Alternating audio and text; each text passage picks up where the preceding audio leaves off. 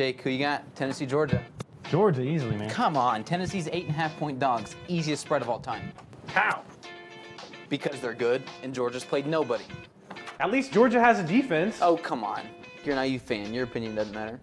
My opinion doesn't matter. The only thing you know as a Purdue fan is how to lose to a 15 seed in the March Madness tournament. We're bowl eligible, my guy. Are you? Make sure to tune in to Last Call Monday nights. We'll talk about Division I football, give you plenty of UINDY sports, some interviews in there as well, and then plenty of pro sports, whether it be NFL, MLB, the whole shebang. Yeah, and there's at least one guy that knows what he's talking about.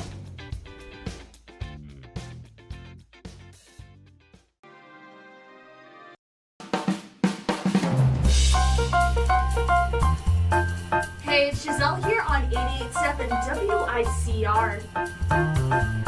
88.7 The Diamond, the only jazz and classical station in Indianapolis, completely led by the students of the University of Indianapolis. Listen to us on iHeartRadio, TuneIn app. Hi everyone, welcome into Nickerson Hall. The 4-3 Greyhounds welcome in the 3-5 Rockhurst Hawks. I'm Giselle Valentine, joined alongside Caden Colford and Jace Hodge with Hannah Hurley down on the sideline. So the Greyhounds are coming off a win against William Jewell. They face off against the Rockhurst Hawks, who are coming off a loss against McKendree. They have 3 players in double figures. However, they will be without one player, Molly Hummel. So guys, how can the Greyhounds use that to their advantage here today? So with Molly Hummel being out, they are forced to start a bit of a smaller lineup, so UINDY can use Sadie Hill and take advantage of that in the paint. And on this side, for the Hawks, being out a double-figure score like that, that extra pass, the ball movement is going to be crucial if they want to have successful offense here against the Greyhounds. Thank you guys for your insight. Now let's go on the sideline with Hannah Hurley. Thanks, guys. I'm Hannah Hurley reporting live from the home of the Greyhounds here. I think it'll be really interesting to see the Greyhounds and the Rockhurst Hawks today. Another GLVC matchup and other than this amazing atmosphere that you can see here, one thing I really want to see from the Greyhounds today is for them to crash the boards. If they can out-rebound their opponent, they play their best when they're out in transition, so it'll be important for them to do that today. Back to you guys. All right, thank you so much, Hannah, for your insight. Now we are going into the starting lineups for the Greyhounds, and taking a look at this graphic right here. Starting at the guard spot is Alani Williams-Harris, followed by Caroline Jakaitis, guard Jada Lake, forward Sadie Hill, and guard Jody Mullins. So guys, another different lineup from Coach Mitchell. As you know, he gets very, very creative with his girls. So how do you think that's going to be here today? Well, it's hard to know what to expect from Coach Mark Mitchell, right? He's kind of all over the place, but it seems to be working out for him. They're kind of on a hot streak here. They're starting to get things going after a tough start to the season. And it's really, once again, just a great showing of the trust and the connection that this team has. Now switching to Rockhurst, starting at the guard spot is Allison McFarland, followed by Keegan Sullivan, Allie Kimes, Macy Conway, and Reagan Dodd. Tip-off gets underway here shortly. Teams are coming to the half-court line.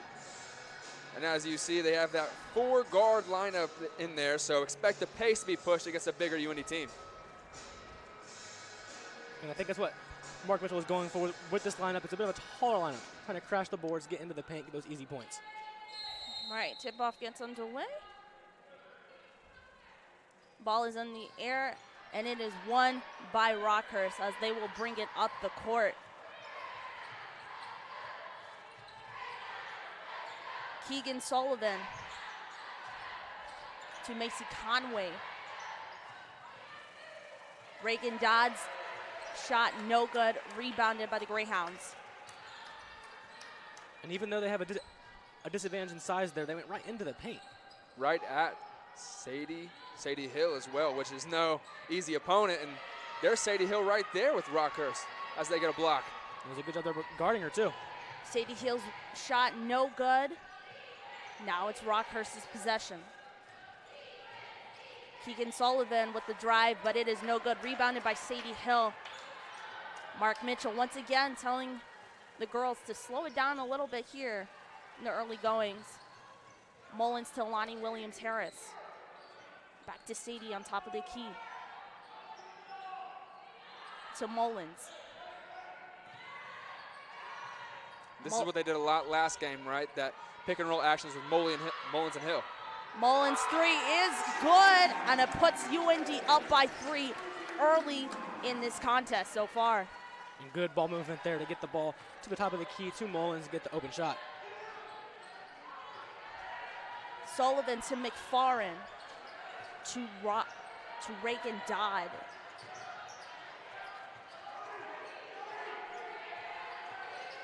Sullivan with the floater, no good. Rebounded by Sadie Hill. 2 quick shots there from Keegan Sullivan, who, if you look at it on paper, she's the leader of this Hawks offense. She shoots a lot. She has the ball a lot. She's also a distributor. Pass from Williams-Harris to Jakaitis. Wasn't able to get that going, as it'll be the Greyhounds' first turnover of the game.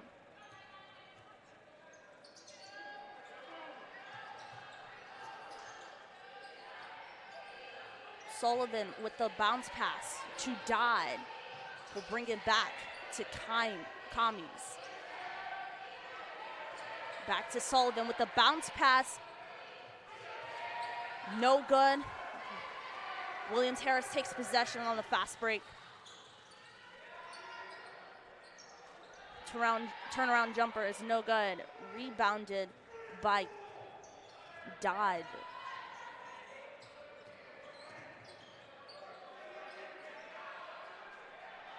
Reagan Dodd with the first 3 of the game, and that is good. And that's not something that I expect to see a lot from this Hawks offense. They're not really a sharp shooting team, but hey, you wouldn't know it from right there. Yeah, and they only shot 16% from behind the arc in their loss versus McKendree the other night. And that will be a foul drawn on Keegan Sullivan.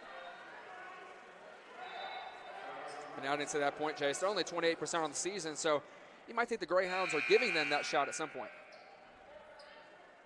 You would think that Mark Mitchell kind of told his team, let them have a little bit of the arc, but just guard the paint. Checking in for Rockhurst is the 6'3" center, Rebecca Garcia.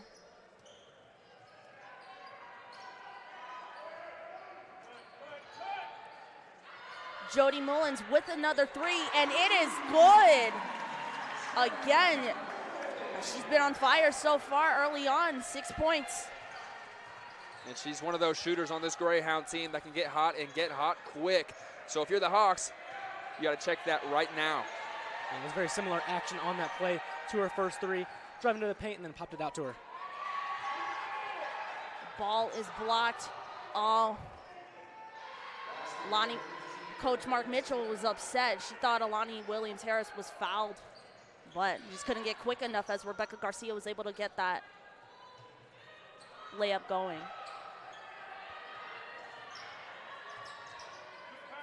Jakaitis with the jumper. No good. Rebounded by Sadie Hill. And she will be fouled. That offensive rebound gives them 2 chances at the charity stripe. And the charity stripe is where this UINDY team really sees a lot of greatness.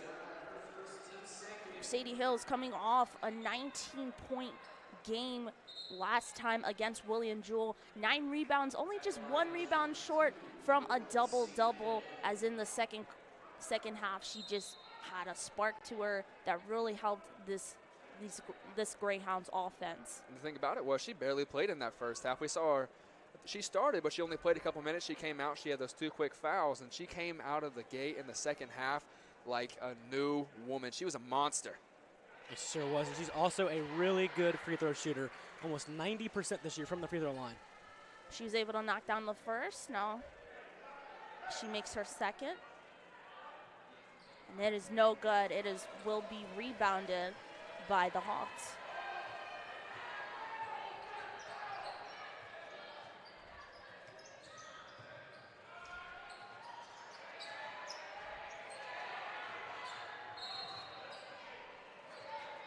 Macy Conway's shot was no good, but she was fouled by Williams-Harris.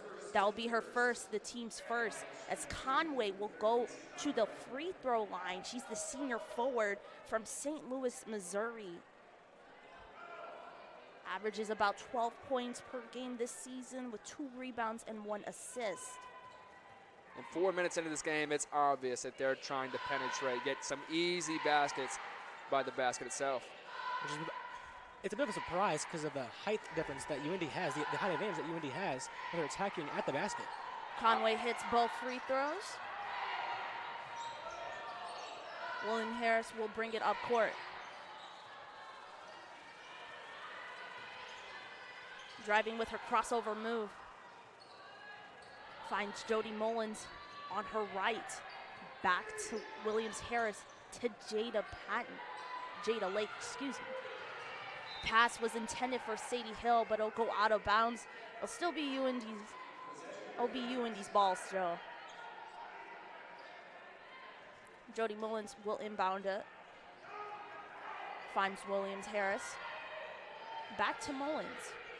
Williams Harris on top of the key with the three-pointer. It's no good. Offensive rebound from Sadie Hill, and she's able to knock that down.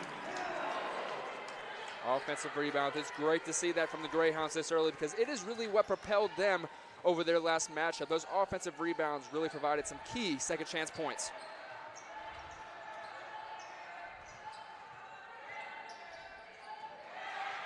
The steal from Williams Harris as the ball was tipped, and she'll go in for the easy two. And right there you can see her speed. Got that ball and immediately broke away from the defender. And that complements her game on both sides of the court, right? She's a force offensively and defensively, as we see there.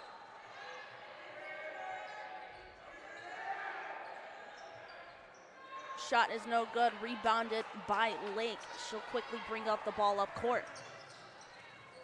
Lake finds Jakaitis with the left-hand layup, and it is good. Jakaitis getting an early 2 points in this game. And that's just pretty basketball. What a pretty fast break. The ball movement there was impeccable. Claire Diener's shot is good with the three-pointer as Rockhurst is slowly making a comeback as they're just only 3 points shy away from UINDY.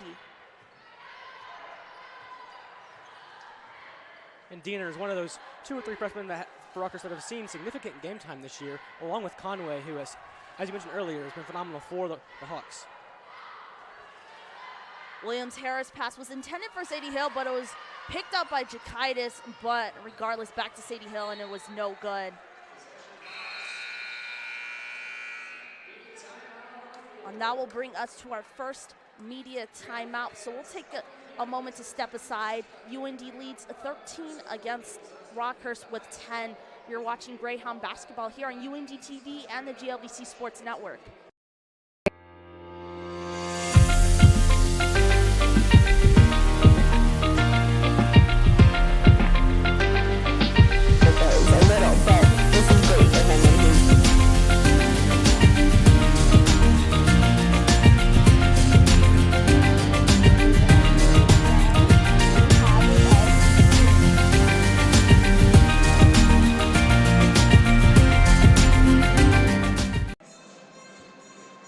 Jake, who you got? Tennessee, Georgia. Georgia, easily, man. Come on, Tennessee's 8.5-point dogs. Easiest spread of all time. How? Because they're good, and Georgia's played nobody. At least Georgia has a defense. Oh, come on. You're an IU fan. Your opinion doesn't matter. My opinion doesn't matter. The only thing you know as a Purdue fan is how to lose to a 15 seed in the March Madness tournament. We're bowl eligible, my guy. Are you? Make sure to tune in to Last Call Monday nights. We'll talk about Division I football, give you plenty of UINDY sports, some interviews in there as well, and then plenty of pro sports, whether it be NFL, MLB, the whole shebang. Yeah, and there's at least one guy that knows what he's talking about.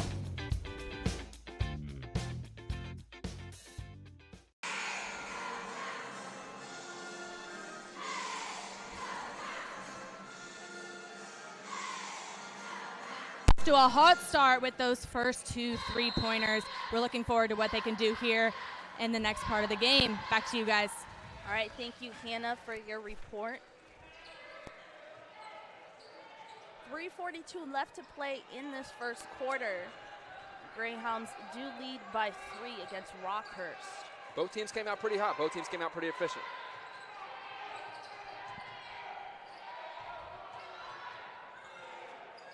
The ball was tipped by Williams Harris, but it was recovered by Sullivan. She just had to force the shot, but it will be shot clock violation right there. Great defensive possession there by the Greyhounds. They their intensity's been on point today. That's something they've struggled with through the season, is coming out strong, but hasn't been a problem for them today.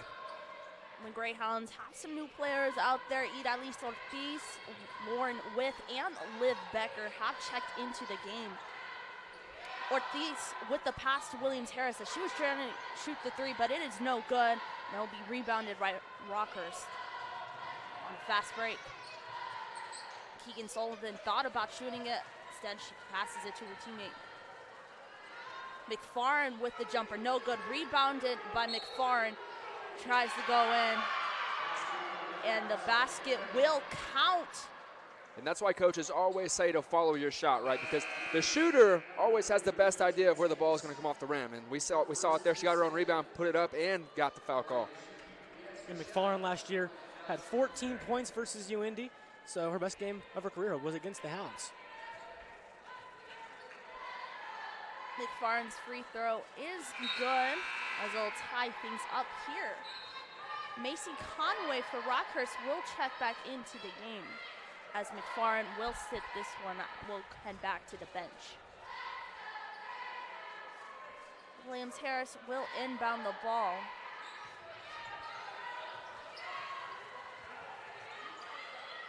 The overhead pass to Liv Becker. Back to Harris. And some full court pressure brought on there by Rockhurst, which is the first time we've seen that today. But we know that the Greyhounds love to play fast, so I don't think that's something they're going to have too much trouble with. She dishes it to Mullins, drives in. The pass was intended for Ortiz, but it'll be stripped by Conway as it will go to the other side.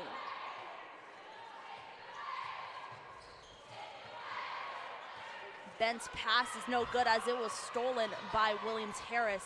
Williams-Harris to Ortiz, and Ortiz with the three-pointer. Stop the bleeding for the Greyhounds a bit. Great play created there by Lonnie Williams-Harris. It was first started by her on the defensive side. Got a great steal. She got down, pushed the pace, and found Idaliz Ortiz, put up the three.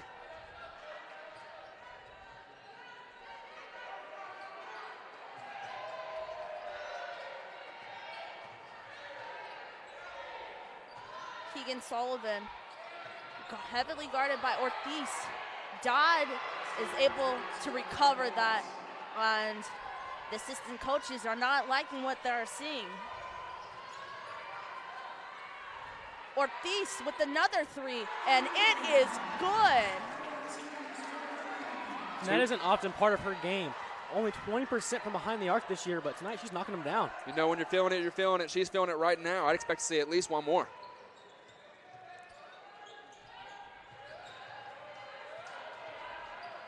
Sullivan with the turnaround, and is no good.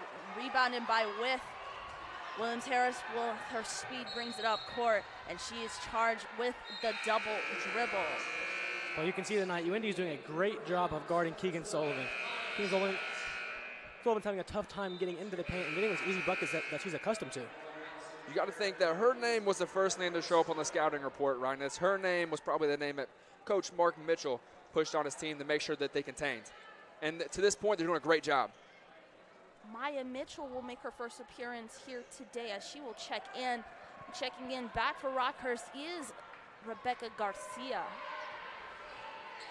48 seconds left to play of the first quarter. Macy Conway's basket is good as she was fouled right there. And she will go to the charity stripe to shoot the extra point. It really was a great shot. Took a lot of focus. Her defender was draped all over. A good foul call. Still got the bucket. She will shoot the free throw.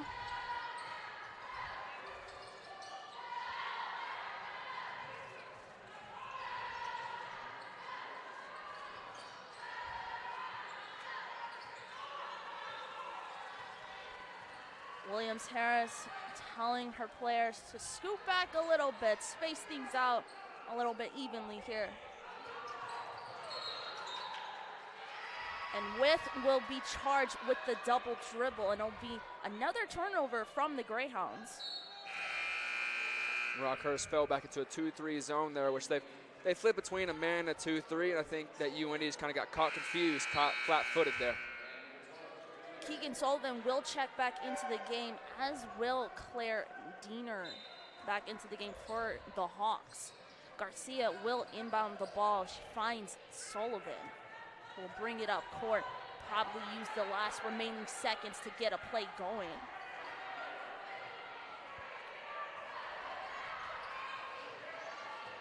Sullivan driving into the paint. Her layup is good. Ortiz and to Scheidt, but she was able to not get things going, as it will draw the end of their first quarter. Rockhurst leads 20, UINDY 19, and on that moment, we'll go down on the sideline with our sideline reporter, Hannah Hurley.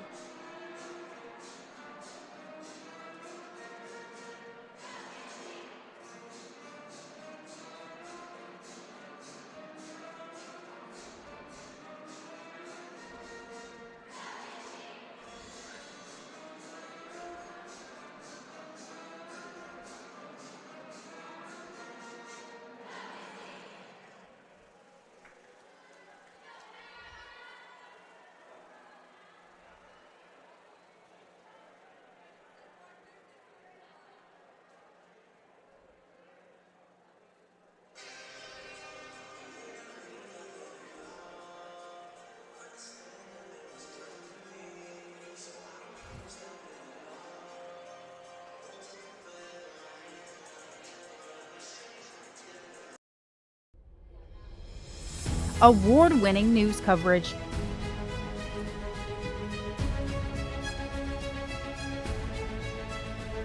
Brought to you by ethical journalists that care about you.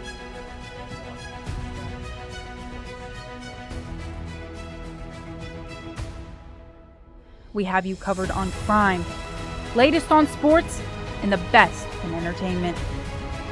This is UINDY TV News. Welcome back into Nickerson Hall. UINDY trailing by 1 point against Rockhurst. And guys, what a really fast-paced first quarter from the Greyhounds and the Hawks as well. This is fun basketball to watch, right? I mean, we're seeing good offense and good defense from both sides. Notably, Alani Williams-Harris of the Greyhounds with 3 quick steals in only the first quarter. She's been all over the place. And we often see that from her. She is a fast-paced player, wants to play at that fast pace, and she gets those easy steals. It's easy buckets for her. Second quarter gets underway here shortly. Becker will inbound the ball.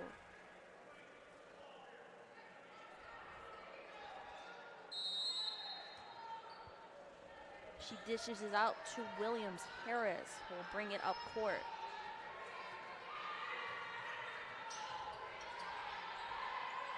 To Ortiz, back to Ortiz, who finds Sadie Hill, and Maya Scheidt in the corner for the 3. Great ball movement from the Greyhounds. You said it, that ball movement there was absolutely fantastic. Moving it in, and got it out to Scheidt for the easy 3. Williams-Harris almost had the steal right there. The shot is no good by Rockhurst. And you guys mentioned that ball movement on the previous drive for UINDY. That's exactly how you attack a zone if Rockhurst wants to play a 2-3 zone. It leaves the shooters open on the wings, and we saw right there that result. That can happen all game. Caitlin Krebs will check in for Williams-Harris, as Scheidt will bring the ball up court.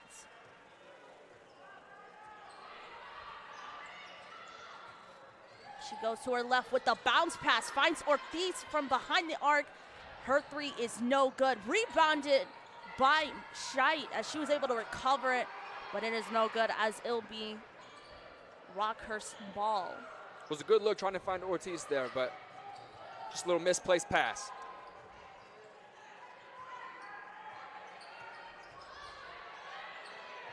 McFarren to Sullivan.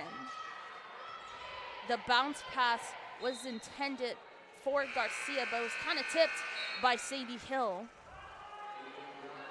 And Macy Conway will check back in for Rockhurst, as the Hawks will inbound it with Diner. Diener, excuse me. And as that ball stepped out, I'm really loving the aggressiveness with which this UINDY defense is playing. They're really in those passing lanes. Sullivan with the turnaround shot, and it is good over Hill. On Sadie Hill. That's a ballsy move. And that's Sullivan's game. She wants to do that time and time again, get the little hook shot off the bank. It's been an interesting matchup from Sullivan so far today. She averages about 16 points per game. Maya Scheidt was able to get that shot going for the Greyhounds. And that shot fake there got her defender off of her and got the easy shot, easy little layup there.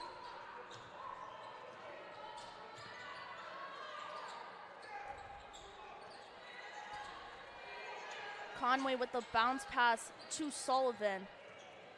With the bounce pass intended for Diener, but it is no good as it's tipped out of bounds. It will be UINDY's possession as Ortiz will inbound it to Maya Scheidt.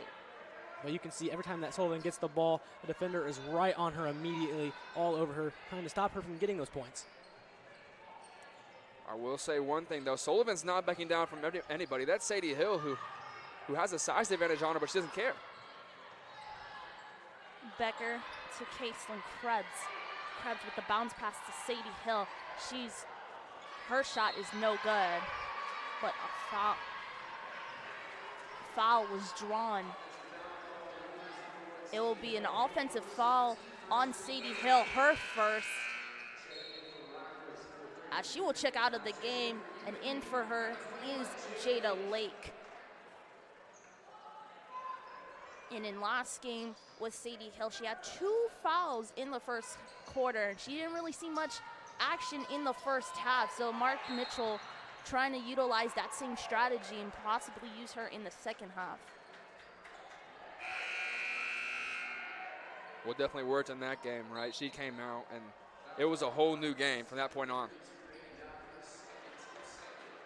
Reagan Dunn charged with the foul.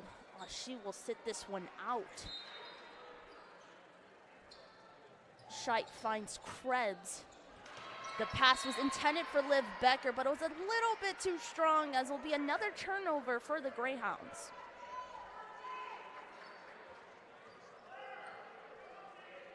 Sullivan will bring it up court.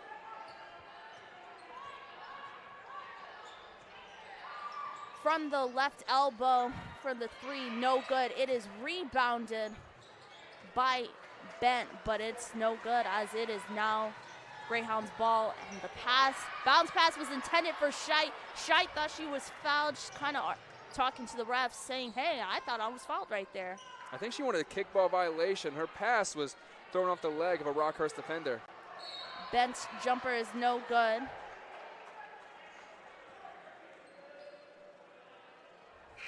And we know that UINDY likes to play fast, right? But Rockhurst is hanging in there with them. They're trading blows. They sure are. UINDY's doing a good job of forcing Rockhurst into turnovers. Rockhurst has been one of the better teams in the GLVC this year on turnovers, only with about 12 a game. Caitlin Krebs will check out of the game. In for her is Jody Mullins. Jody Mullins had a big presence in last game's victory against the Cardinals. A lot of the offense ran through her, a lot of pick and roll action, some pick and pop action, and she made some shots for herself as well. Pass was intended for Mullins as she was wide open, but it is deflected by Sullivan as she tries to go for a layup, but she will be fouled.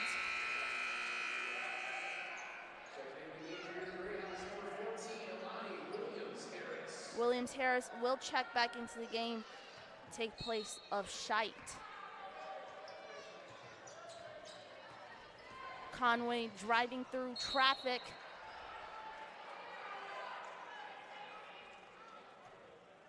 Yeah, Lake tried to pick up her second block in a row right there, but wasn't to be. The foul's called. Conway will go back to the free throw line. She leads Rockhurst in scoring with 5 points, and she makes this. Oh, and she misses her first shot. And I was getting ready to say how good of a shooter she is from the charity stripe, but she missed that one. I swear, announcers jinx, man. Her second free throw is no good. She's a 90% shooter from the line. Rebounded from Ortiz.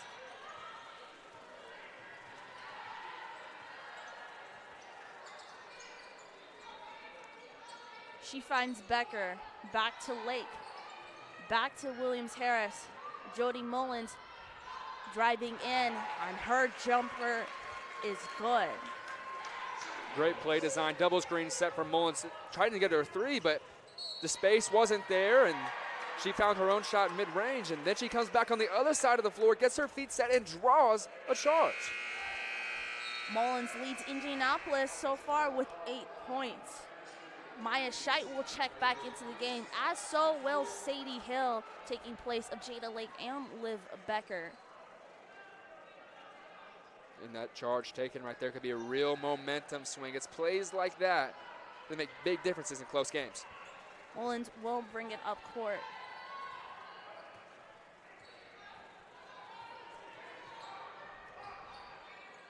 Mullins finds Williams-Harris on the left side.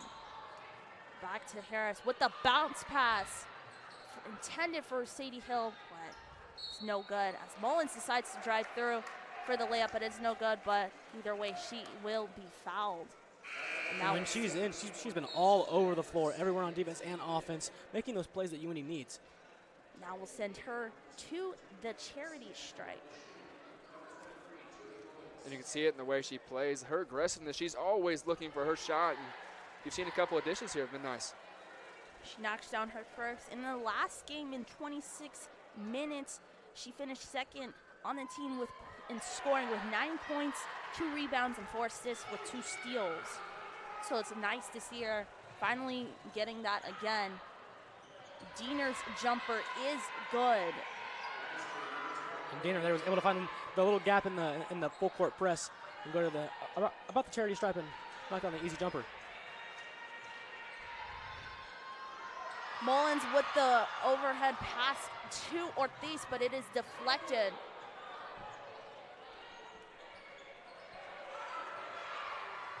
As the shot was no good, finds Williams-Harris with the layup, and it is good. That was a nice full court pass there. Are you sure she's not a softball player? She looked like a softball player. Yeah. She threw that 3/4 of the court. Great pass on the money. QB1 right there.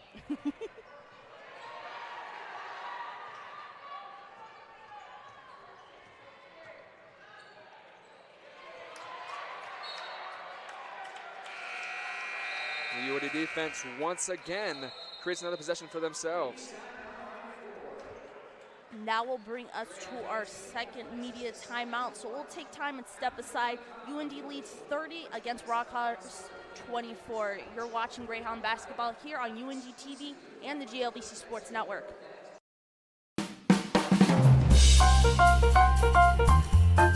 Hey, it's Giselle here on 88.7 WICR. 88.7 The Diamond, the only jazz and classical station in Indianapolis, completely led by the students of the University of Indianapolis. Listen to us on iHeartRadio, TuneIn app, FM radio, HD radios, or even on our website at wicronline.org, a different kind of public radio. Welcome back into Nickerson Hall. UINDY leads 30-24 against Rockhurst. And guys, this has just been such a phenomenal game to see so far. Very high pace, very just great overall, just great old-fashioned basketball. And on that moment, we will go down to the sidelines with Hannah Hurley.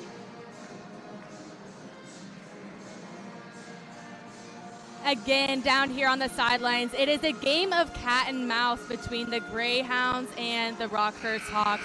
They keep going back and forth with the points and with the plays. It's exciting to watch, but you can tell with all the seriousness on their faces that neither of the teams want to lose. That one of them's going to have to pull it out here at the end. Back to you guys. All right, thank you, Hannah, for her report. UINDY will bring it up court. Sadie Hill with the overhead pass, finds Mullins on the left corner with the three, and it is good. And Mullins just being a huge spark of energy for the Greyhounds here today, guys. And she just recently got into the lineup. She's a transfer over from a Division I school in Kennesaw State, and she's now seeing her first significant game time with the Greyhounds this year. And she's making the most of it, right? You read off her stats from last game. It was a complete game on all sides of the floor. Diener's three was no good, rebounded by Witt. Shite 2 with, and she will be charged. She with the 3 and 1. And guys, what an amazing shot right there. We saw it there. That's her spot, right? She hit 2 straight last game from that spot. She hits 1 here, make it a 4-point play. What a shot. And UIndy is here to win tonight. No ifs, ands, or buts about it. The energy's high, the intensity's high. They're playing well on both sides of the court. And Mullins will get some well-deserved rest as Jada Lake will check back in for her. Lauren's with free throw was no good. And quickly, it's a 12-point gap.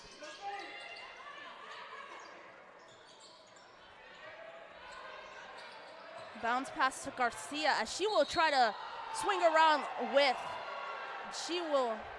There will be a foul drawn on the play. As it will send Garcia to the free throw line. 6'3" sophomore center from Madrid, Spain. Last year she had 2 starts in 28 games. She averaged about 4 points and 4 rebounds. Played with the Spanish Women's League and participated in Spanish club and community selection championships. So, that was a mouthful, guys. What a player right there with her size and advantage for Rockhurst. Free throw is good. And be UIndy's ball. And Jay, she mentioned that first big lead that UIndy got. Man, it happened fast, didn't it? And it's the first time one of these teams has really pulled away. Yeah, it sure did. Came in bunches real quick there. Back-to-back-to-back shots from UIndy. Opened up that big gap. Lake with the jumper. It was no good. Be rebounded by Sullivan. She'll pass it to McFarland. He'll bring it up court.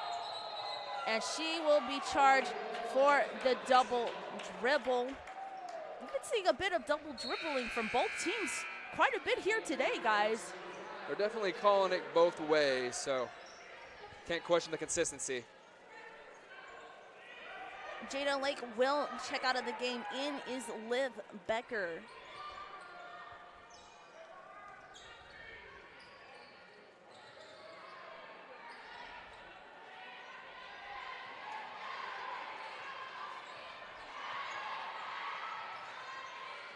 Falling back into a 2-3 zone. Expect a shooter, get a good shot. Becker to Lauren with from the 3. It is no good. Rebounded by Garcia to Sullivan. And even though they missed that one, they're doing a really good job of finding shooters in their spots. Sullivan to Diener on top of the key. Back to Conway. Sullivan finding her way over Sadie Hill. No good. Rebounded by Hill. And you can see Sullivan is not scared of Sadie Hill. She's going right at her every time she gets a chance to. Scheidt with the pass to With. That'll be Liv Becker. Back to Scheidt. And it'll be with the mid-range jumper. No good. Rebounded by Diener.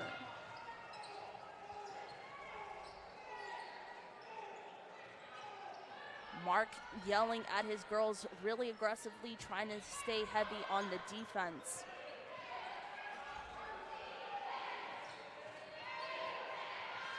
Garcia finds Conway. Conway's shot no good. Rebounded by Williams-Harris. 1:27 left to play in this second quarter. Sadie Hill with the 3, and it is good.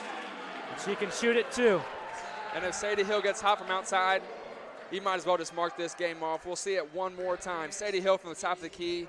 Splash. Head coach Larry Park not happy with what he's seeing. And on that moment, we will step aside. You're watching Greyhound basketball here on UINDY TV and the GLVC Sports Network.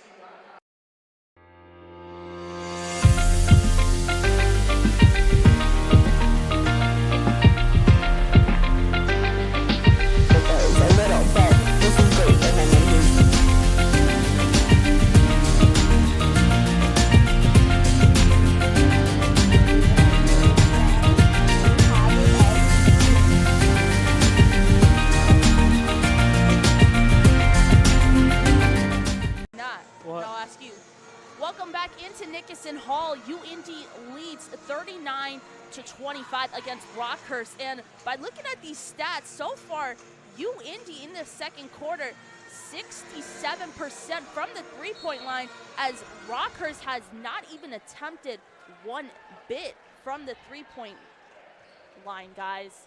And in the first quarter, Rockhurst was knocking those threes down, but they haven't really gone to that game in the second quarter. Sullivan driving her way in with the rebound, and it is good as she was fouled. And even though she didn't start the game off as well as she might have liked, we see her here going to the lane. Through contact, puts it up, gets the foul. She's not letting those missed shots sway her attitude at all. Sadie Hill will check back into the game in place of Jada Lake. Keegan Sullivan, the 5'10 junior from South Bend, Indiana, so a little bit of a Hoosier right here. She knocks down the free throw. Allie Commies will check back in for Rockhurst in place of Claire Diener. And Joni Mullins will check back in for Liv Becker for the Greyhounds.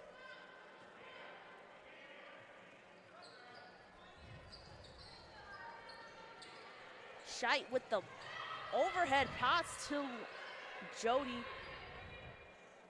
Passes it back to Williams-Harris, kind of slowing things down as there's 50 seconds left on the first quarter. Yeah, and there's no reason to hurry here, up by 11, and end the half out on a good note. 8 left on the shot clock. With will just throw it up in the air, but it is no good. And you can see the play design was to go from top post to bottom post from width to hill, but wasn't there, so just throw up and force a shot. Scheidt will inbound the ball for the Greyhounds. And how about Find Sadie Hill for the shot, but she will be fouled. And how about that stat line that we just saw from Jody Mullins, right? 12 points with perfect shooting splits. That's always something good. I'll send Sadie Hill to the free throw line. She sinks in the first one. 31 seconds left in the second quarter.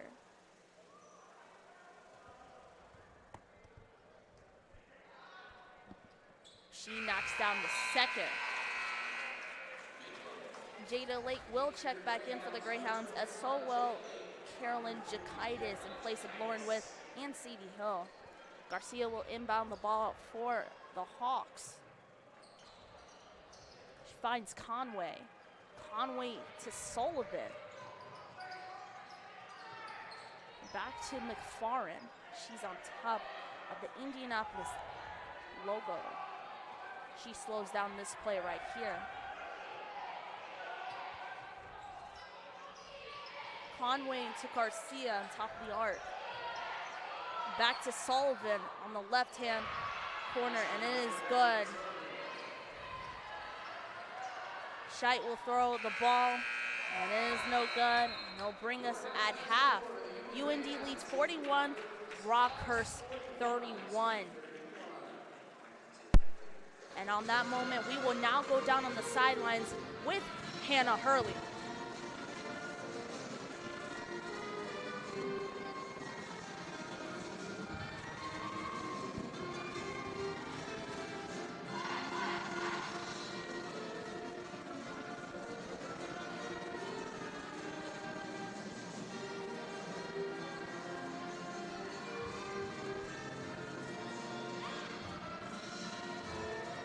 An intense first half of this game for the Greyhounds and the Hawks.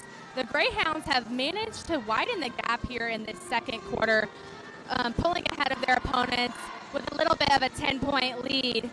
If they can keep their energy up, keep taking pointers from their coaches and feeding off of the energy that they're getting from their teammates, they could pull out a win. The Rockhurst Hawks definitely have their work cut out for them in this second half, but we've seen comebacks happen. It's going to end up being whoever wants to win more than the other. I'm Hannah Hurley reporting with UINDY TV for the GLVC Sports Network.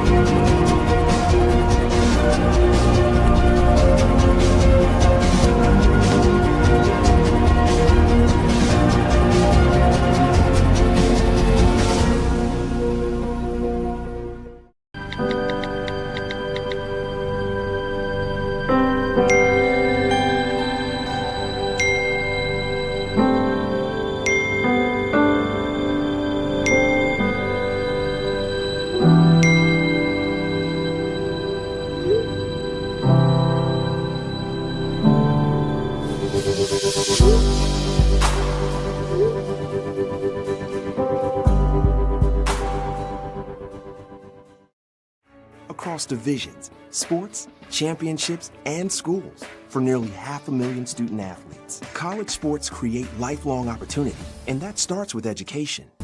We've raised the academic bar, so more are earning degrees, creating healthier campuses by working with the nation's brightest minds, and making sure more have the chance to succeed and are supported on their journey.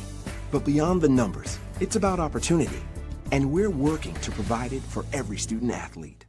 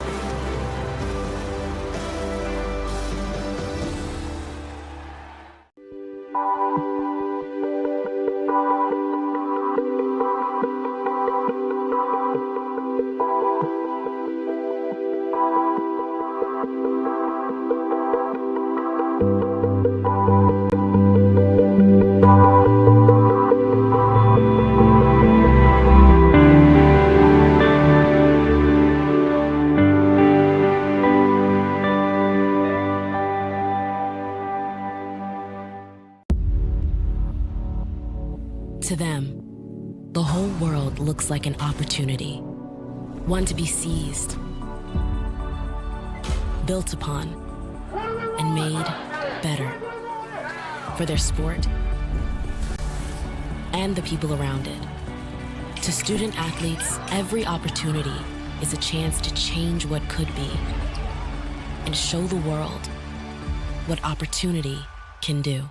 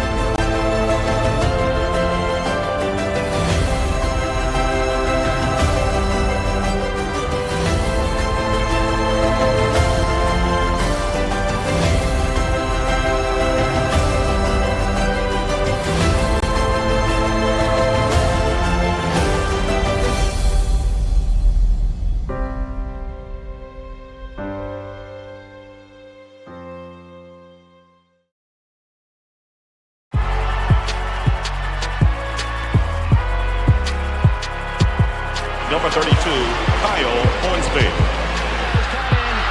Inside the 30, touchdown. Michaela Burgess. An incredible finish by Hall. The NCAA and its member schools offer nearly 500,000 college athletes a path to go pro in something other than sports. Learn more at ncaa.org.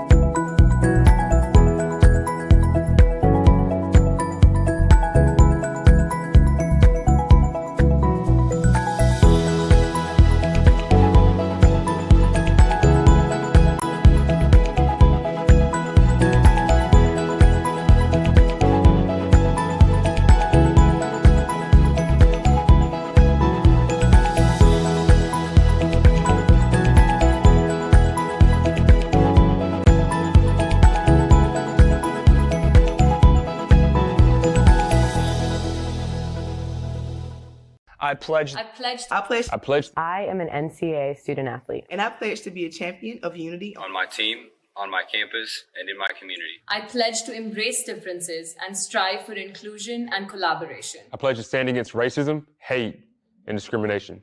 I pledge to strive for love, care, and forgiveness.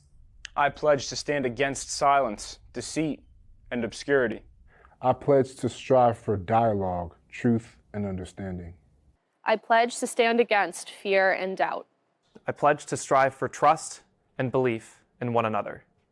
I pledge to stand against complacency and stagnancy. I pledge to strive for change and growth. I commit to supporting my fellow student athletes in all circumstances that impact them. I commit to both choosing unity personally and encouraging it for all. I pledge these things because we are stronger together. United as one. In life, things aren't scripted. If you're an athlete, we need people like you and translate those skills to officiating. You can get a lot out of it.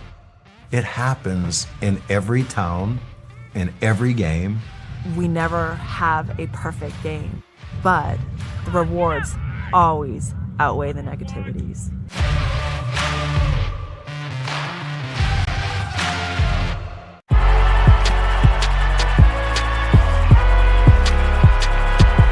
Number 32, Kyle Hornsby. Inside the 30, touchdown. Michaela Spurgeon. An incredible finish by Hall. The NCAA and its member schools offer nearly 500,000 college athletes a path to go pro in something other than sports. Learn more at ncaa.org/opportunity. In NCAA Division II, student athletes leave a lasting impression on their communities. That's because Division II student athletes want to make a difference and truly be part of their surrounding communities. Through community engagement, thousands of student athletes from various backgrounds interact with community members who view them as role models. This interaction leaves a positive and perhaps even life-changing impression on all those involved. In Division II, we rise to the opportunity and make community engagement ours.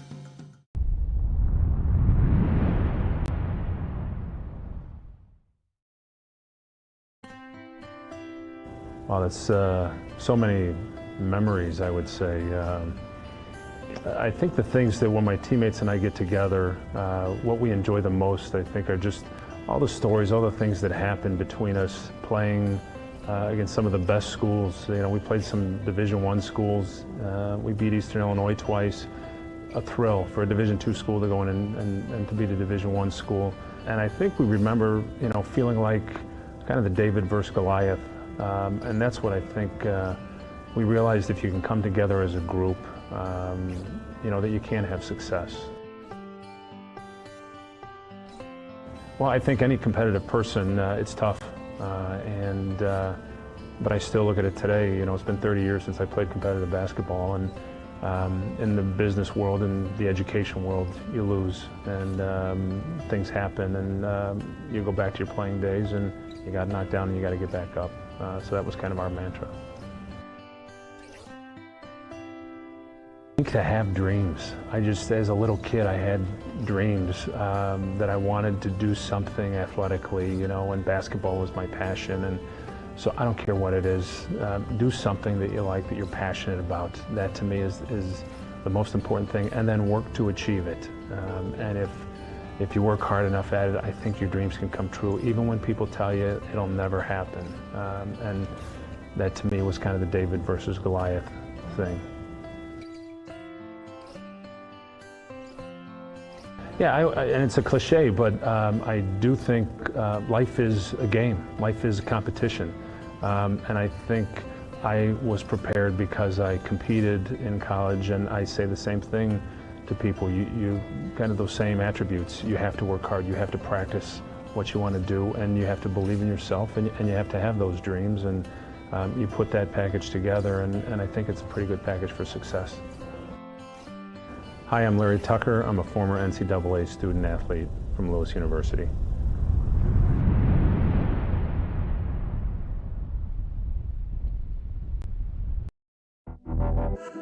Champions know how to seize opportunities.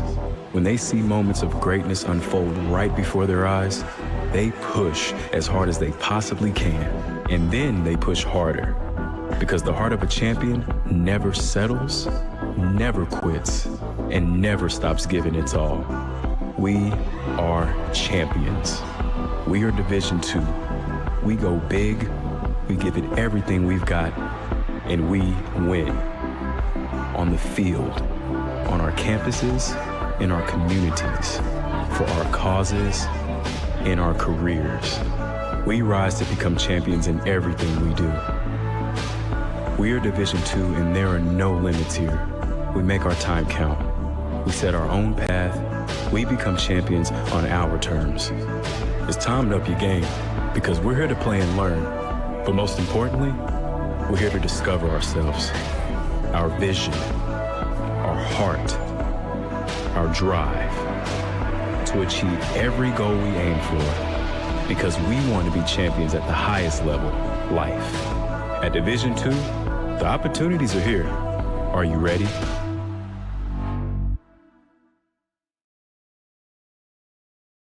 If I lose, I'll respond with respect. If I win, I'll back it up with humility. If I fail, I'll rise up with honor. It's tough for us to put it all on the line. Don't undo my hard work with poor sportsmanship. Respect. It's the name of the game.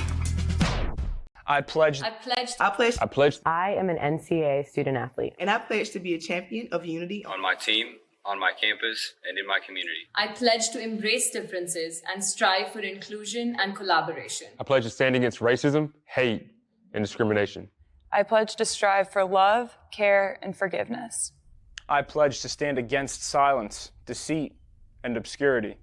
I pledge to strive for dialogue, truth, and understanding. I pledge to stand against fear and doubt.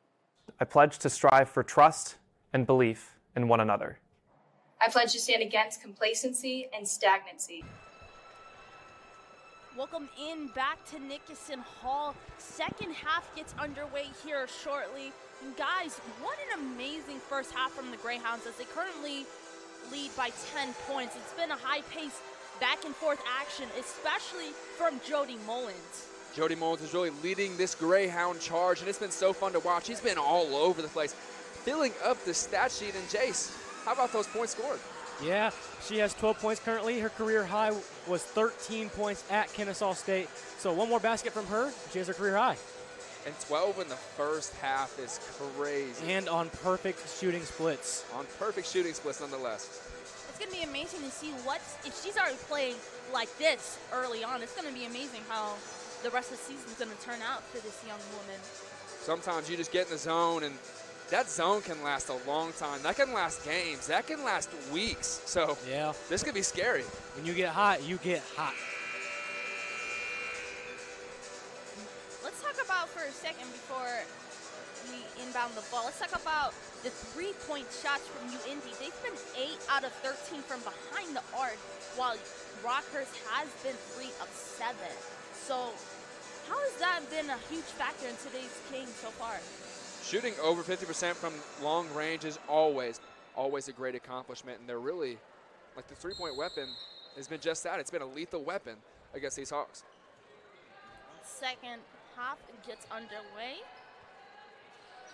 Keegan Sullivan driving through Caroline Jakaitis with the rebound, and in is good as she was fouled.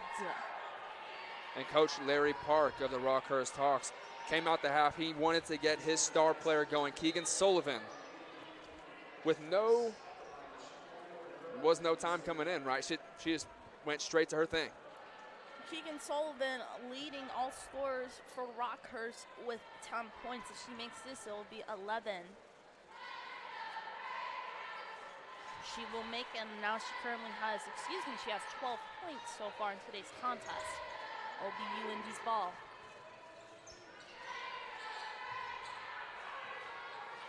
Mullins looking at Mark Mitchell, trying to figure out what the next play is. Sadie Hill with her floater, and it is good. I love the way they go out this 2-3 zone from Rockhurst. They like to find the ball in the middle in the high post, and then from there they can go low post and kick it out for three. They have so many options. Sullivan's pass almost stripped away, but it was recovered by Allie Commies. Conway's pass was meant for Commies, but no good as it was stolen by Williams-Harris. And mark that down as her 4th steal on the day. Lake with the jumper, no good. Offensive rebound from Sadie Hill, no good. Another offensive rebound from Sadie Hill, but she will be going to the cherry stripe as she was fouled. And that's what she does well. Get up and get those rebounds, get those second chance points. Those are the kind of plays you need. She's such a physical player. I say it over and over. She's a nightmare down low. I mean, to guard her for an entire game, it takes a lot out of you. She will go to the line and shoot a pair.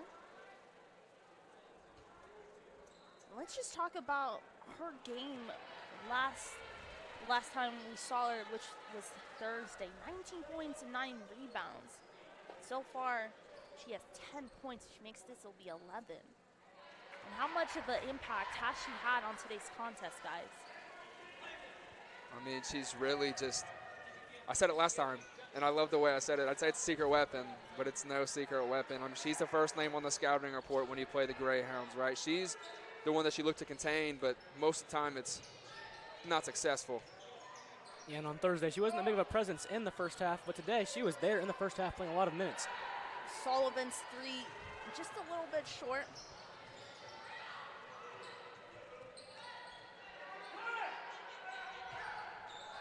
Mullins to With. Back to Lake. Finds Williams-Harris. Mullins wide open for the jumper.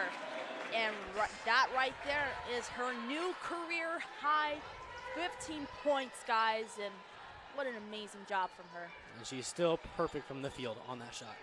You got to be happy for her, too. I mean, considering the fact that she wasn't getting a lot of minutes to start the year, and now she's given this role, this starting role, and she's made the most of it, to say the least. And Jada Lake will be charged with the foul. It is her third, the team's second. That will bring Allison McFarland to the charity stripe as Lake will sit this one out. Becker will check back into the game. And we look at the graphic, still like you said, Jace, perfect game so far. 5 for 5 from the field, 3 for 3 from three-point line, and 2 for 2 at the line. So an immaculate game. Maybe. I'd say so. McFarland was able to knock down the first and the second. Still, UIND leads by 10. 7:54 left to play in this third quarter. Mullins with the overhead pass to Becker on the left corner, and she was able to knock that down for a three. Mullins just getting even more stats on her stat line now with the overhead pass there for the assist. And it's crazy just how many offensive weapons the Greyhounds have, right? They can attack you in so many different ways. If you want to guard the three-point line out there, guard Liv Becker and Maya Scheid and Jody Mullins. They have Sadie Hill and Lauren Witt down there banging, getting easy shots. Macy Conway's jumper was no good, but it was rebounded by Dodd.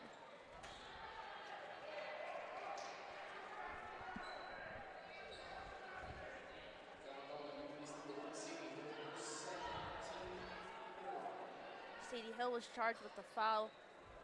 It will be Rockhurst ball as Keegan Sullivan will inbound the ball. McFarland with the three in the left corner. I mean, it is good as the bench for Rockhurst has erupted. Still a 10-point lead from the Greyhounds. With to Williams-Harris to Jody Mullins. Finds Becker.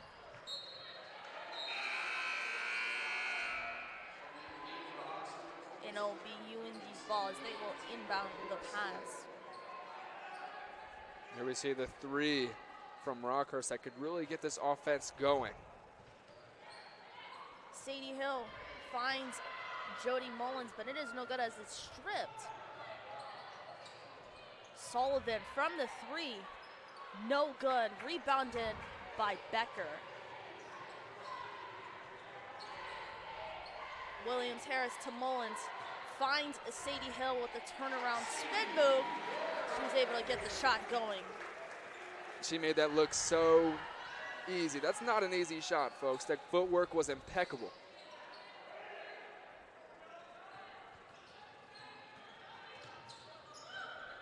McFarland finds Sullivan on the low end of the block. Her layup no good. Rebounded by With. And Sadie Hill there just stood her ground and forced Keegan Sullivan into a tough shot. That's a fun matchup to watch down there. That's two high caliber players going at it. Williams-Harris analyzing her options. Finds Lauren With. No, her long 2, no good. Rebounded by Becker. She will be charged.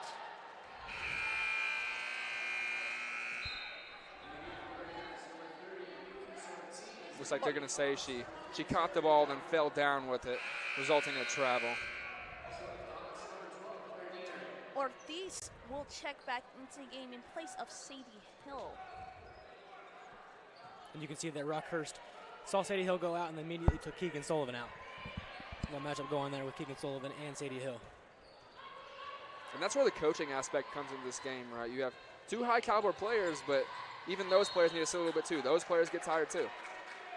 Rockhurst will be charged with the traveling call as it will result in another turnover. Greyhounds will take possession of the ball. And UINDY's been all over them today on the defensive end. Been step for step with the Hawks today. Becker from the 3-point line doing what Becker does best, draining another 3. You said it, that's her game, and she can get so hot so quick from behind the arc. Ben's shot was blocked. Dodd's shot is good. She was able to recover that right there.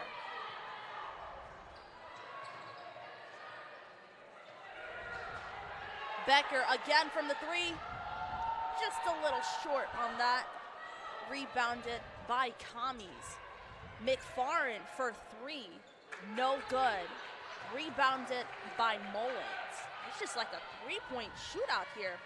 Mullins finds Ortiz, no good with her offensive rebound, but it is good as she was able to get the putback right there. She was able to follow up her shot, get the easy rebound, easy layup there. No one was really around her either.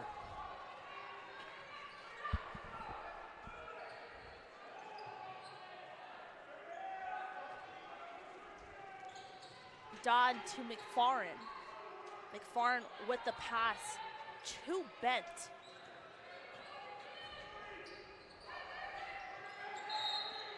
Dodd nowhere to go. And the result as another turnover from Rockhurst. And it'll bring us to our media timeout.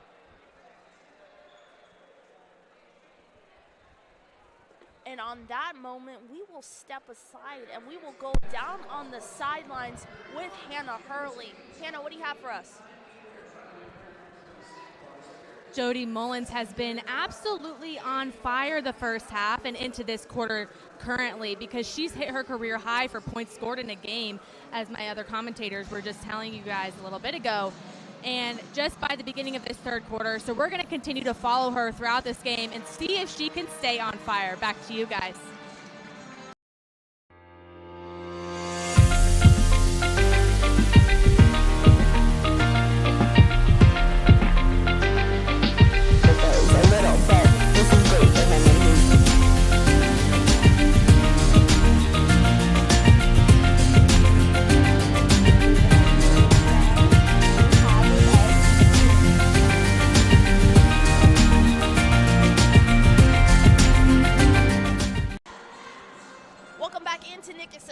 UINDY leads 56, Rockhurst 41. And let's take a look at some of the stats. Indianapolis so far kind of leading with rebounding 8-4 against the Rockhurst Hawks, with 8 of the rebounds being 4 offensive rebounds. So how much of a factor has that been in today's game, guys? Well, the rebounding game as a whole is often overlooked in the game of basketball, right? But it's one of the most important factors that goes into winning a ball game. And we can see it here. If they're winning the rebounding battle, and it shows on the scoreboard. Lauren with the bucket, and it is good. The assist from Flaca Ortiz. And going back to that point on rebounding, UINDY this year is 3-0 when they win the rebounding game, and only in 1-3 when they lose it. Allison Lauren with to the charity stripe. As her rebound was no good, but Flaca Ortiz gains possession.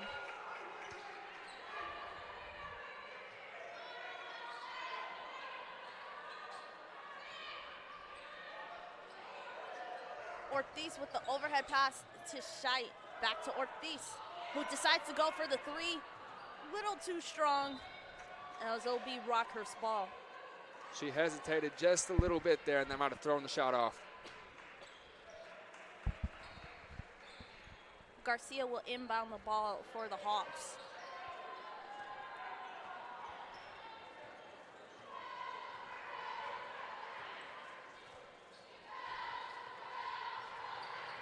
Sullivan with the crossover move, fighting her way through traffic. Back to Commies.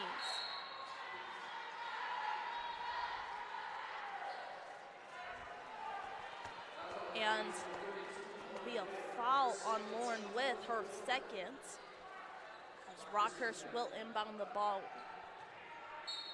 Diener will bring it out. Sullivan with the 3, way too strong. Didn't even hit the basket. And that 3 seemed a bit rushed. Keegan Sullivan is able to correct herself right there. She was able to get the little shot going for the Hawks. She's been looking for her shot all game, to say the least. With to Becker from the corner, no good.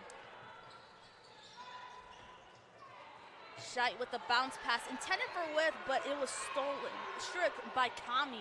She'll bring it up court. And they had the right shot there with Liv Becker open in the corner. Unfortunately, she just didn't knock it down. Diener with the 3, and it is good. As Rockhurst has been slowly making a bit of a comeback, and will bring us to our another media timeout. UINDY leads 58, Rockhurst 46. You're watching Greyhound basketball on UINDY TV and the GLVC Sports Network. We got Tennessee, Georgia. Georgia, easily, man. Come on, Tennessee's 8.5-point dogs. Easiest spread of all time. How? Because they're good, and Georgia's played nobody. At least Georgia has a defense. Oh, come on. You're an IU fan. Your opinion doesn't matter. My opinion doesn't matter. The only thing you know as a Purdue fan is how to lose to a 15 seed in the March Madness tournament. We're bowl eligible, my guy. Are you? Make sure to tune in to Last Call Monday nights. We'll talk about Division I football, give you plenty of UINDY sports, some interviews in there as well, and then plenty of pro sports, whether it be NFL, MLB, the whole shebang. Yeah, and there's at least one guy that knows what he's talking about.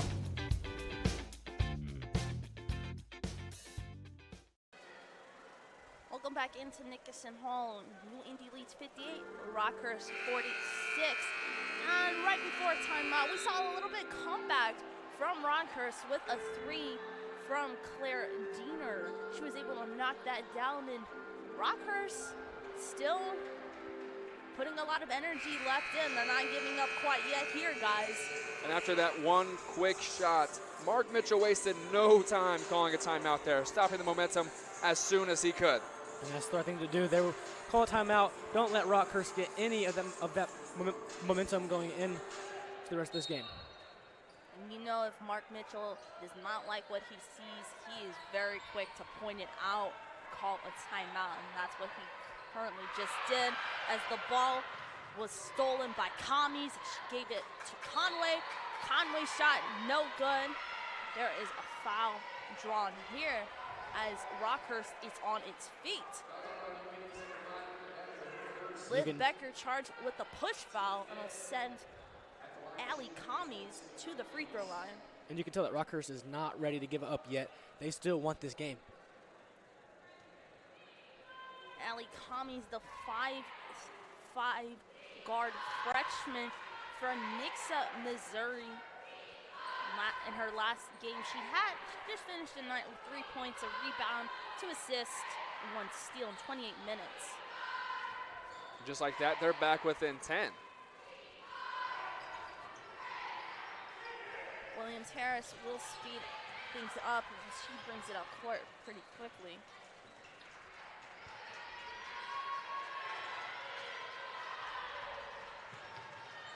Finds Jody Mullins.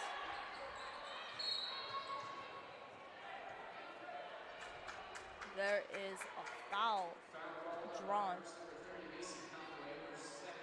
That'll be on Macy Conway of Rockhurst, her second, as UINDY will inbound the ball. Williams-Harris to Liv Becker, back to Williams-Harris. She moves to her right, back to Becker. Finds Ortiz. Sadie Hill with the bounce pass to Mullins in the paint. Finds Liv Becker. She tries to went for the layup, but she was fouled on the play. See here, great pass from Mullins to Becker. And it's crazy to see how this team has developed since their first game. Their first game, things, in all honesty, weren't meshing together. They were throwing a lot of turnovers. They were really inefficient with their passes and their shots. And now, this is an entirely new unit. It's a group of girls that really come together as a basketball team and are starting to become really successful. And that'll always happen with the new coaching staff. They have a whole, they revamped the entire coaching staff. It's always tough to get that meshing with the coaching staff early on. But you can see here, only this is what their 6th or 7th game now. They're getting going now. Becker was able to knock down both those free throws.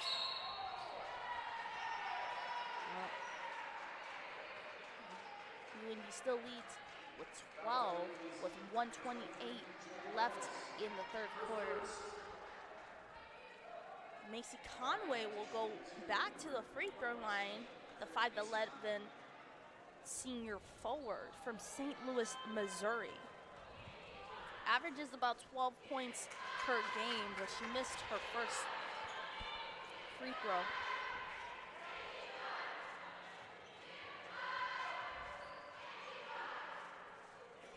She knocks down her second.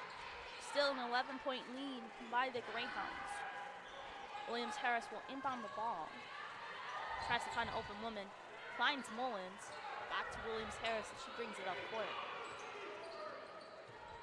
Williams-Harris dishes the pass to Sadie Hill. To Liv Becker. Finds Williams-Harris again. 15 left on the shot clock.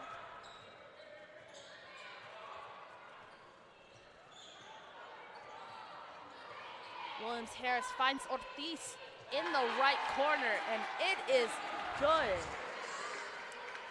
Ortiz with the long two.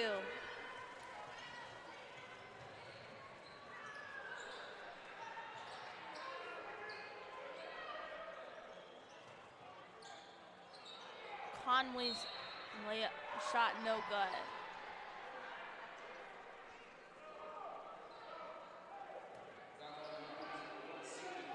Sadie Hill will be drawn with her third foul of the game. And Keegan Sullivan will now go to the free throw line. And that's really just a byproduct of Sadie Hill's play style. She's so aggressive on the boards, and sometimes that does translate to loose ball fouls such as that, which at times can get her into foul trouble. Lauren With will check back in Sadie Hill's place. Checking back in for Rockhurst is the 6'1" sophomore forward, Addison Bent.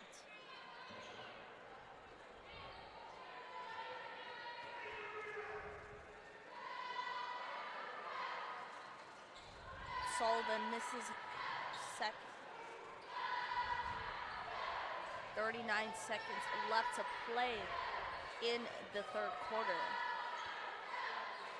And when you're down 13 in a game like this, missing free throws doesn't help your case at all. Those should be some easy points, but they're just really not knocking it down.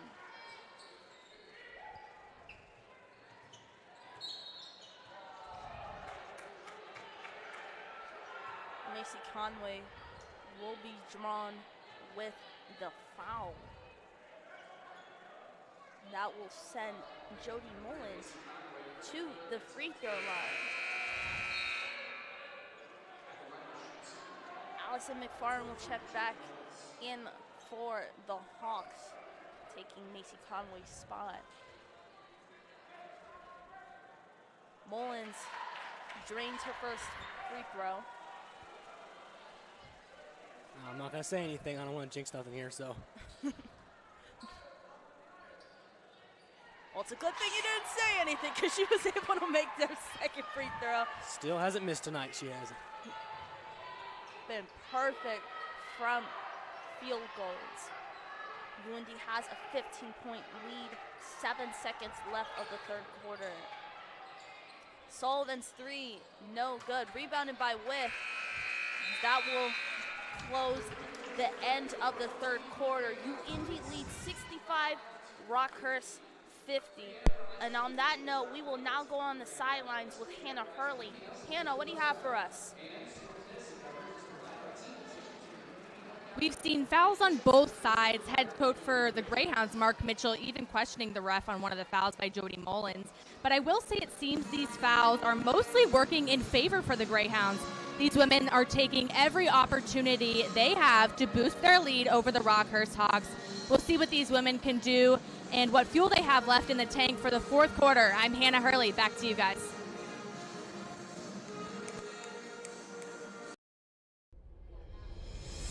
Award-winning news coverage.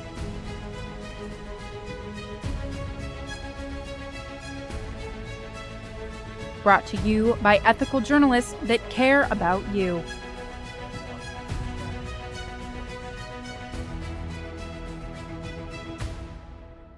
We have you covered on crime, latest on sports, and the best in entertainment. This is UINDY TV News. Welcome back into Nickerson Hall. Fourth quarter gets underway shortly here. UINDY leads 65, Rockhurst 50. And guys, I hear you guys have something about Jody Mullins. What is it? So if Jody was to stay perfect in three-point percentage, it would be a new school record. Oh, wow. Very, very interesting. She's been a hot hand here today. Been perfect from behind the arc and just overall just field goal range. So 100% is pretty hard to beat, right? I don't know if it's a record that's ever going to be broken if it stands tonight.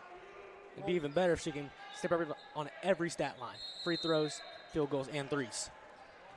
Well, we shall see.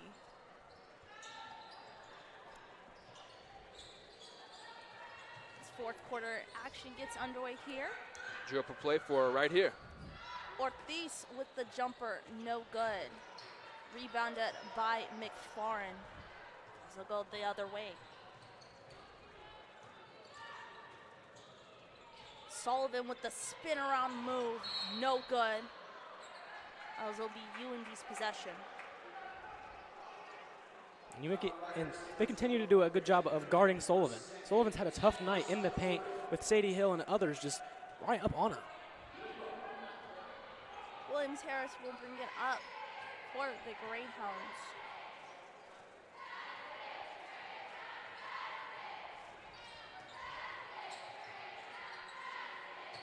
Mullins to Becker. To Ortiz. Back to Mullins. Mullins finds Williams-Harris on top of the arc. Williams-Harris doing a little crossover magic, but it is no good as her three. She's not able to knock it down, but it was recovered by Liv Becker. She goes into the paint, dishes it out to With, no good. Rebounded by Kent. McFarland goes the other way.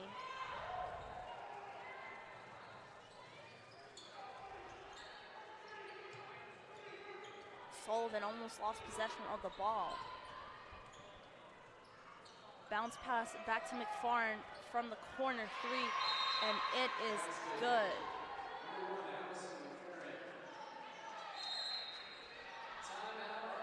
And that will bring us to another timeout. As we will step aside here, you're watching Greyhound basketball here on the GLBC Sports Network and UINDY TV.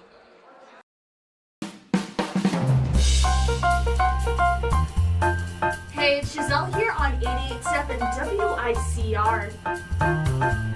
88.7 The Diamond, the only jazz and classical station in Indianapolis, completely led by the students of the University of Indianapolis. Listen to us on iHeartRadio, TuneIn app, FM radio, HD radios, or even on our website at wicronline.org, a different kind of public radio. Welcome back into Nickerson Hall. UIND leads 65, Rockhurst 53. 8:30 left in the fourth quarter. Guys, just Rockhurst is slowly kind of making a comeback here as they're not giving up. They've been steady. They've embraced that bend but don't break attitude here late in the game. And this team's full of competitors, right? Led by Keegan Sullivan, who might not have had the best night offensively, but it hasn't swayed her from taking her shot.